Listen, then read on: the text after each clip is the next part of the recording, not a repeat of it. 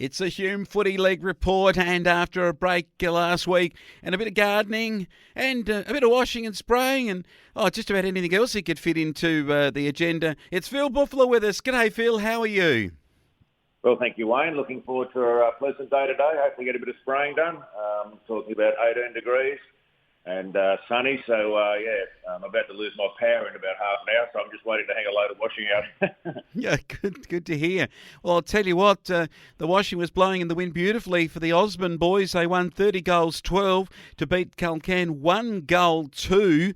That is a massive win at Osborne for the canola growers, and they were just in irresistible form. Hayden Armstrong booted 9, and where does Calcan go now after such a massive loss?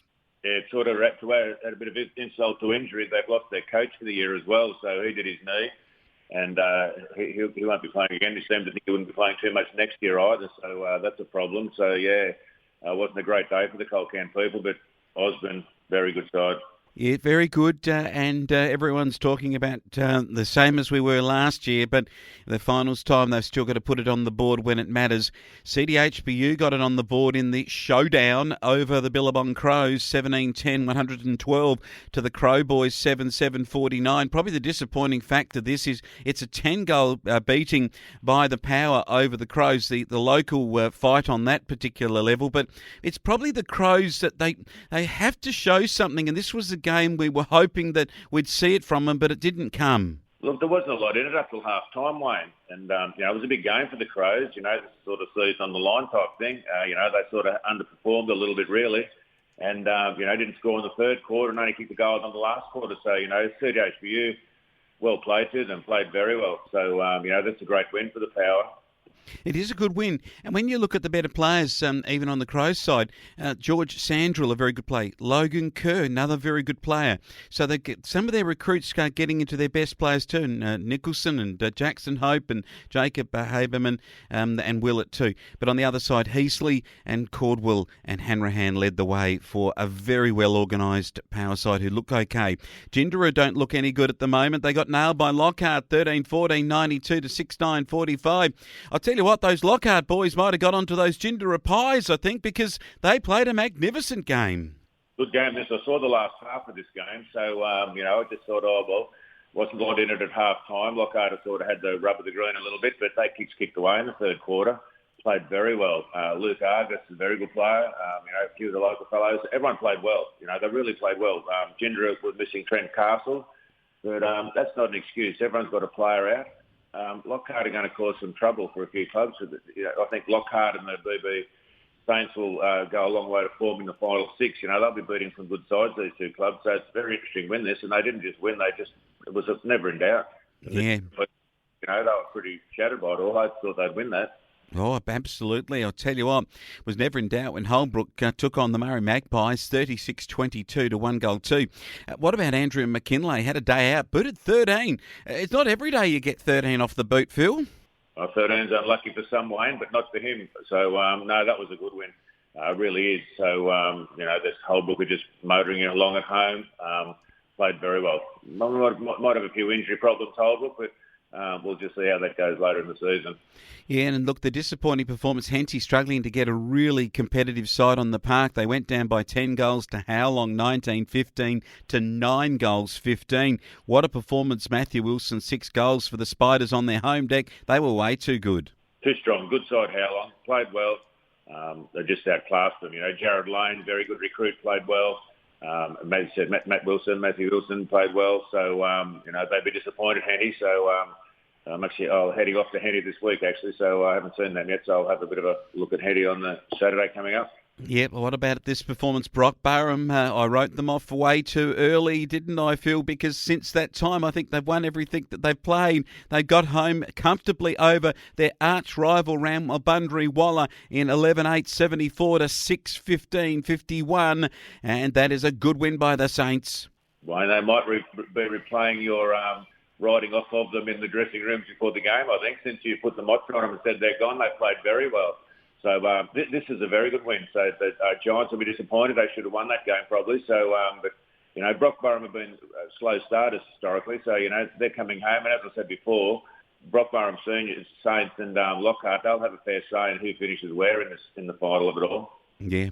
Certainly will. I'll tell you what, it's refreshing when you read the best players for each side. Mitchell Kositsky, best for Brock Burham, and Tom Colhagen, best for Ramwell Bundary-Waller. The old names coming out to play on the day, and Peter Cook 5 goals for the winners in the Saints outfit, and Nathan Wardius 3 goals for Ramwell Bundary-Waller. The Premiership ladder has some interest as we're nearly at halfway. This weekend we will be. Osborne haven't lost yet. Holbrook have 6-1 and a draw. Howlong 6-2, and the CDHBU 6-2. They look pretty safe. Ramwell Bundary-Waller a little bit too shaky at 5-3, and Ginder at 4-4. Brock Burham 3-5, and Lockhart 3-5. It looks like that's the game plan.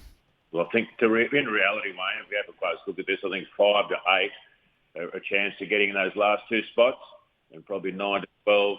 They've got a lot of work to do if they want to get up there. So it's certainly not set in concrete, the ladder, but I think the top 3 are pretty set, but 4, 5 and 6 are certainly up for grabs.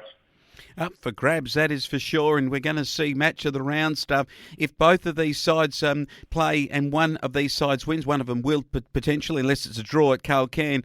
The Billabong Crows go there as visitors. This is it, really, season stuff on the line. Start losing these matches and you're too far away from the top 6. The Crows have got to show something this weekend. Crows will have to show something. So they're at Calcan. Calcan, they'll be disappointed their coach is gone for the year. The Crows should win this, really. They've probably got a better side.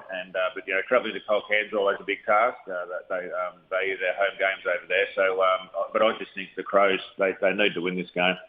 They're going to lead from the front. They've got their that Logan Kerr in the back, so they should come out on top, I think, of this. Another ripping game at Careen. CDHBU take on the Brock Burham Saints. It is another bit of a rivals match, this one. It'll go down to the wire, and I think CDHBU can beat Brock Burham. This will be a close game, very close game, and this will have a fair impact on that sort of 5, 6, 7 position in there. If Brock Burham want to be seen as a genuine contender, they really need to win this game. And conversely, CDHBU, the Power need to win this to cement their spot in the top 4. I think at home, I think the Power might be too strong. What about this game? Another beauty. It's going to be at Lockhart, where they'll take on Howlong. The D's in good form.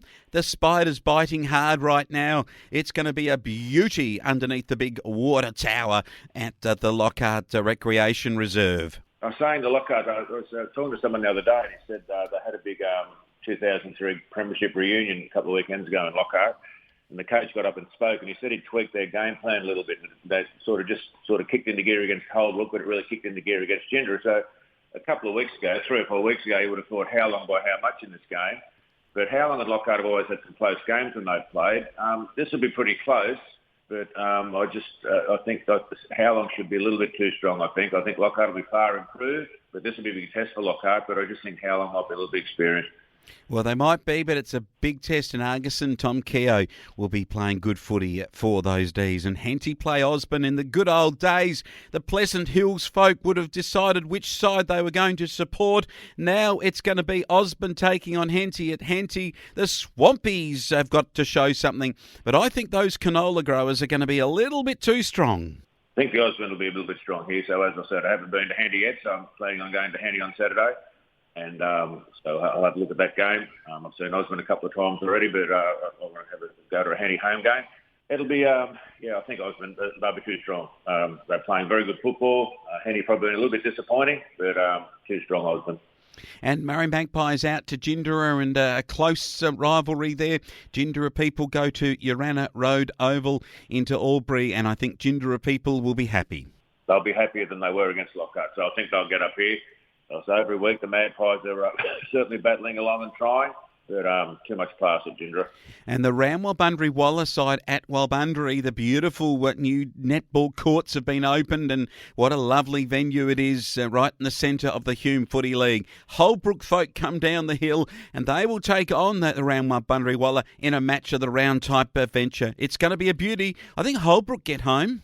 Holbrook will get home a little bit. I see Guest is out for probably 6 weeks with a hamstring.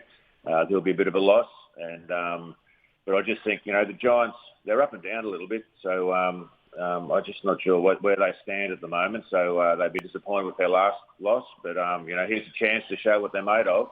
But I just think at headquarters, Wabundering Showground, Holbrook, I think they'll be too strong.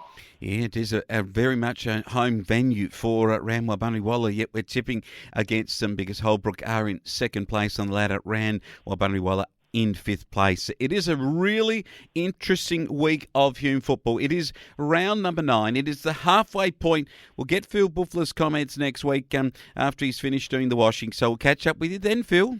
I can still hear the washing machine going, Wayne. So anyway, all good. So it's a nice sunny day. Should be nice. So anyway, I'm about to lose my power any tick of the clock anyway. So that won't impact on my spraying too much. So all good. Great stuff. But get outside and enjoy the day. It's Hume Football with Phil Bouffler. We'll catch up with you next week. All right, mate. Thanks, Wayne.